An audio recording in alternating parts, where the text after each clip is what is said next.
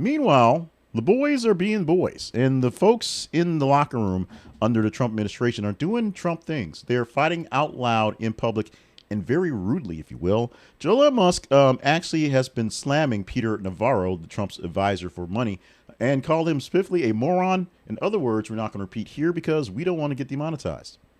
We are that afraid of it. But since Musk owns the platforms, he can not demonetize himself. But happening yesterday specifically was where things sort of came to a head.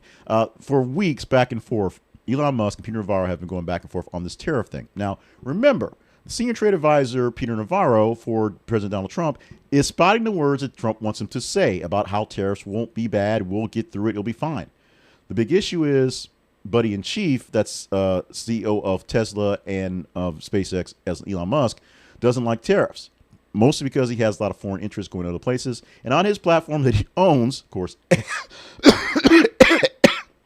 yeah, choked up about it.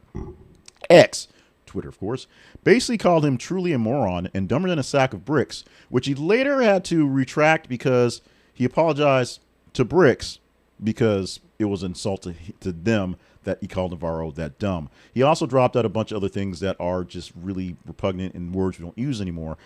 Basically because Navarro called Musk a car assembler, not a manufacturer. And as people have said on both sides of the aisle, Teslas actually have more American parts in them than anything else. Yes, a lot of stuff is Chinese for technology, whatever, but most of the parts that are running in Tesla are 100% from here, America, and then shipped over places. So there's that.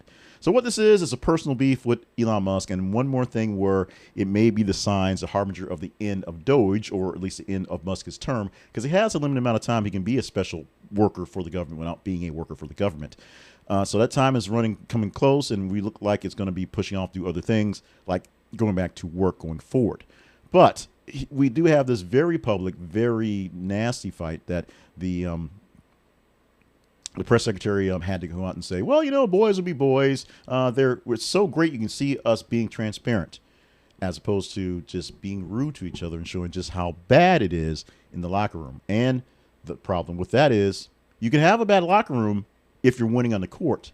For many of us out here watching our monies, we're not winning on the court.